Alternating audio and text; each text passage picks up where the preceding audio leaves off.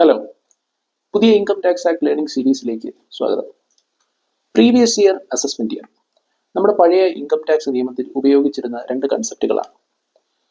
സാമ്പത്തിക വർഷത്തെയാണ് ഉദ്ദേശിക്കുന്നത്. പക്ഷെ ഇത് സാധാരണക്കാർക്കിടയിൽ വളരെ കൺഫ്യൂഷൻ ഉണ്ടാക്കിയിരുന്ന രണ്ട് വാക്കുകളാണ്. എന്നാൽ ഇൻകം ടാക്സ് നിയമം പഠിക്കുന്ന ആൾക്കാർക്കോ അല്ലെങ്കിൽ അത് പ്രാക്ടീസ് ചെയ്യുന്നവർക്കോ അല്ലെങ്കിൽ സ്ഥിരമായി ഇൻകം ടാക്സ് റിട്ടേൺ ഫയൽ ചെയ്തിരുന്നവർക്കോ ബുദ്ധിമുട്ടുള്ള കാര്യമല്ല, അവർക്കത് അറിയാം. നമ്മളൊരു ഇൻകം ജനറേറ്റ് ചെയ്യുന്ന, ഇൻകം ഏൺ ചെയ്യുന്ന സാമ്പത്തിക വർഷത്തെയാണ് നമ്മൾ പ്രീവിയസ് ഇയർ എന്ന് വിളിച്ചിരുന്നത്.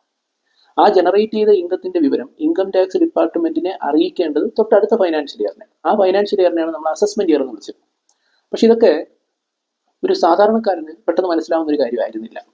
ഇതെന്തിനാണ് ഈ 2 വർഷം പ്രീവിയസ് ഇയർ അസസ്മെന്റ് ഇയർ, ഇതിനെ ഒറ്റ വർഷമായിട്ട് ഫൈനാൻഷ്യൽ ഇയർ എന്ന ഒറ്റ വാക്ക് ഉപയോഗിച്ചാൽ പോരെ? അപ്പൊ അങ്ങനെ ഒരു കൺഫ്യൂഷൻ ഉണ്ടായിരുന്നു. പ്രത്യേകിച്ച് ഇപ്പോൾ നമ്മൾ ഇൻകം ടാക്സ് റിട്ടേൺ ഫയൽ ചെയ്യുന്ന ഒരാളാണെന്നുണ്ടെങ്കിൽ, ഇപ്പോൾ നമ്മൾ ബാങ്കിൽ ലോണൊക്കെ എടുക്കാൻ ചെല്ലുമ്പോൾ ബാങ്ക് പറയും നിങ്ങൾ കഴിഞ്ഞ 3 വർഷത്തെ റിട്ടേൺ ഫയൽ ചെയ്തതിന്റെ പേപ്പർ കൊണ്ടുതരാൻ പറയും. അപ്പോൾ നമ്മൾ പേപ്പർ എടുക്കുമ്പോഴത്തേക്കും അതിന്റെ മേളിൽ അസസ്മെന്റ് ഇയർ എന്നായിരിക്കും എഴുതിയിരിക്കുന്നത്. അപ്പോൾ അസസ്മെന്റ് ഇയർ 24-25, അസസ്മെന്റ് ഇയർ 25-26 എന്നായിരിക്കും എഴുതിയിട്ടുണ്ടാവും. അപ്പോൾ ഇത് ഏത് സാമ്പത്തിക വർഷത്തെയാണ് ഉദ്ദേശിക്കുന്നത് എന്നുള്ളത് ഒരു സാധാരണക്കാരന് പെട്ടെന്ന് മനസ്സിലാവത്തില്ല. ഇത് കാലങ്ങളായിട്ടുള്ള ഒരു ആവശ്യമായിരുന്നു. എന്തിനാണ് ഇങ്ങനെ 2 വാക്കുകൾ ഉപയോഗിക്കുന്നത്? ഇത് ഭയങ്കര കൺഫ്യൂഷൻ ആണല്ലോ, അല്ലെങ്കിൽ മനസ്സിലാവുന്ന തരത്തിലൊരു വാക്ക് ഉപയോഗിച്ചുകൂടെ?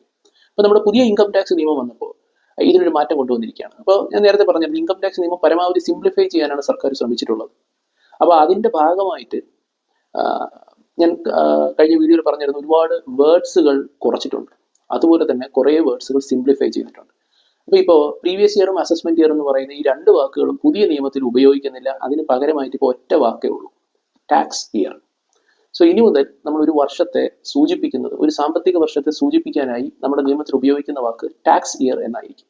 പ്രീവിയസ് ഇയറും അസസ്മെന്റ് ഇയർ എന്ന് പറയുന്ന ഈ 2 വാക്കും അപ്പാടെ ഒഴിവാക്കി.